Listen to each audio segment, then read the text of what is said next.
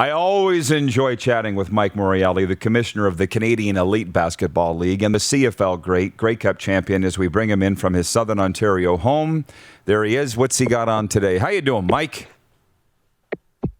I'm doing well, Rod. Thanks. And I'm a little rough looking today, but I just came off of what felt like 18 months of COVID. So I'm just trying to enjoy a little peace and relaxation after our season is over. I appreciate you allowing us to bother you today, Mike, and I promise I won't keep you for long. But I thought about you guys so much. I went to the games in Saskatoon. You must have been asked, as the commissioner of the CEBL, how did you pull this off? And almost kind of under the radar, man. How did you do it? Congratulations.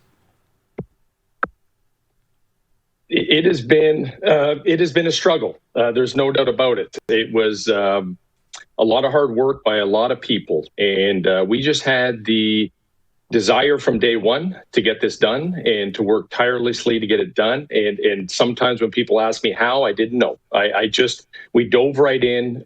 We did everything in our power to be able to put teams on a court and to have it work successfully. And sometimes you get lucky, and sometimes luck is based on the amount of effort you put in.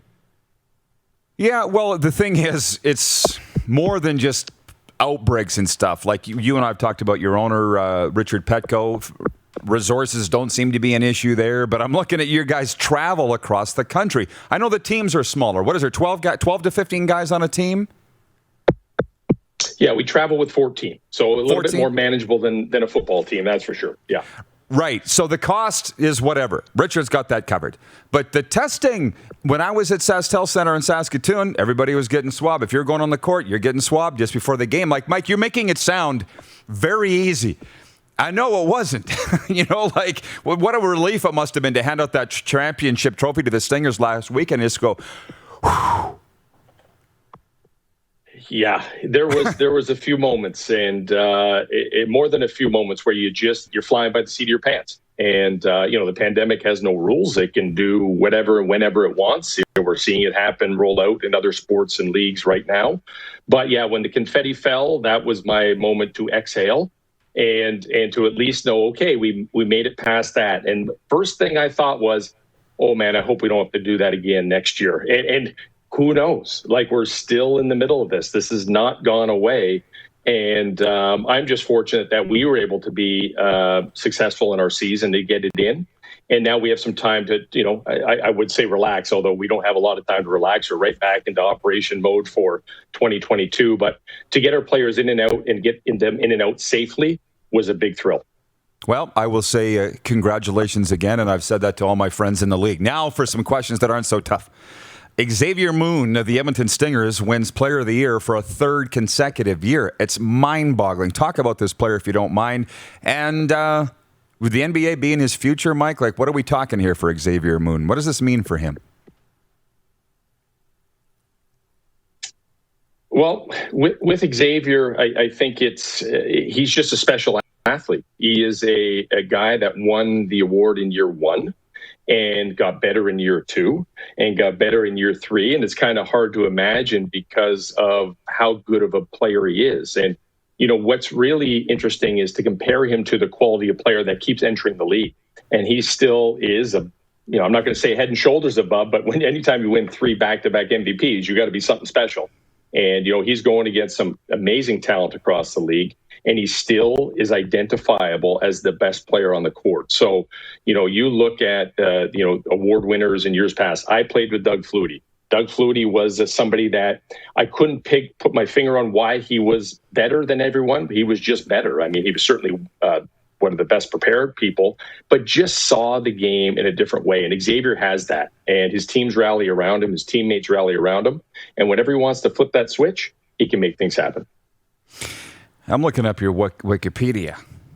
I forgot about that. I just think of you as a tie cat. Huh. By the way, hey, Doug Flutie, best player to ever play in the CFL. I get asked that question a lot. I don't really remember watching Warren Moon. I certainly never saw him live. Doug Flutie, the best player ever? Doug Flutie is the best player. Danny McManus is the best quarterback, pure quarterback. But Doug, followed by Pinball, would be the two top players that I shared a field with for sure. Well, with Danny Mac, would love hearing that. Oh, my God. I can't wait to talk to him about that. I think they still got the record for fewest sacks against on that 99 team. I'm not quite yet done with the CEBL. We'll switch over to CFL in a second, and I apologize for doing that. John in Edmonton says, congratulations on the Scarborough franchise. Why, here it is. Why all the hype over Scarborough and not also the Montreal team? Was there more hype over this expansion team, the Shooting Stars? And congrats on that, by the way. Well, certainly there's a lot of hype about that. We haven't officially launched the Montreal team, so that's still forthcoming. So when that happens and we're in town and we're doing the grand reveal and the logo and all that stuff, I expect Montreal to be equally as exciting because of the destination that is Montreal, but also the quality of basketball players that play in Quebec and just the entertainment that Montreal brings to our league and the expansion of that. But Scarborough, because of the ownership group and obviously Niko with his connection to OVO and Sam Ibrahim at Playground Global and all the affiliated people that are involved in those two kind of ownership pieces, it really kind of blasts open that entertainment door for us. It provides us with opportunities now to go well beyond the sports side of what we do and now into the entertainment side, the cool factor, so to speak. And some of our younger fans in the 12, 13, 14 up to, the teens and early 20s, when they heard that there was an involvement from Niko and that group, it kind of changed the perception of our league. And sometimes, you can't buy that. It just happens. And the affiliation with that group is exciting. The fact that it'll be a GTA-based team is incredibly exciting. And the fact that they have committed to it being a Scarborough team has now, believe me, since that day, a week or so ago, has really blown the doors open to other similar groups contacting me about, having a team to rep their hometown. So that's the really intangible part about adding them to the piece of the puzzle. And they're part of the ownership group on the league side as well. So that's really important as we continue to grow. For sure. A lot of comments from the viewers. Dylan Spicer says, would love to see the CEBL in the Maritimes, but they have their own league, and we won't talk about merger talks here today, Mike, and they do well. But let me ask you this. What has the CBC television contract and GEM and Twitch done for the CEBL in terms of exposure? Oh, it's done a tremendous job, and we've added our own platform called CBL Plus, which is our kind of media and content OTT platform. And really, it's about exposure. I believe that earlier on in your growth stage, you want a team with partners that can provide you the brand awareness. CBC certainly does that. It's in every household theoretically, coast to coast for free. We can go internationally for free. You can use our platform to watch the games on any kind of, whether you're on your phone or your tablet or your computer or your television. That exposure is priceless. It really is, because there's a perception value to being on national television. And our partnership with CBC will continue to grow, as does their opportunities to help grow, basketball as an Olympic sport and the Canadiana side of what we bring to the table. And the fact there's no really competing Summer Olympics to worry about that we kind of fell into the last couple of years. So as we roll into 2022, I think you're going to see CBC get even more integrated in what we do, and add that to the landscape of the gambling and the opening of that and the lifting of those restrictions. Now you've got extra tentacles that are delivering your message and really helping marketing the league as well. Commissioner of the CEBL, Mike Morreale, with us. I won't keep you much longer, Mike, because it is off season for you. But wow, now my mind's racing. How many Grey Cups you got? 2? I have 2, played in 3, but was lucky enough to win 2.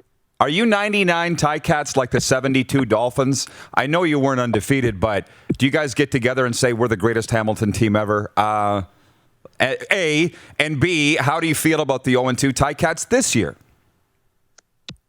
Well, I won't lay claim to the greatest Ticat team ever, but I will lay claim to the most fun I think you've had winning a championship in those couple seasons. We had a crew of characters, so we certainly probably drank more than the other teams combined and still won a championship. I don't know. We had a lot of fun. And the start to the Ticats is, in a city like Hamilton, you'll know it from it being in Saskatchewan. When things don't go well, the fans let you know. When things go well, the fans also let you know. So they're stuck in a bit of a test right now, but they still have a lot of football, although it's a shortened season, shortened timelines, bigger expectations with the Grey Cup in your backyard. I will reserve more comment maybe to see what happens in the next game against Montreal. If they're able to come back to life, I know Dane Evans is going to be behind center. If that's the catalyst they need to move forward, that's fantastic. And if they lose, well, that's a tough hole to climb out of, especially that with the Eastern teams starting to win. It's very untypical start for the Cats, certainly after the last little while.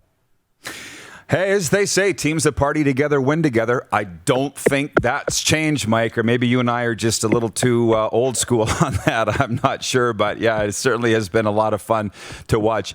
Well, I want to say this about the 99 Ticats, by the way. If you remember, that was my first year calling the games. You're just, I think, a year or two older than me. And do you remember the Riders came in there? You kicked our ass to the tune of 62-7.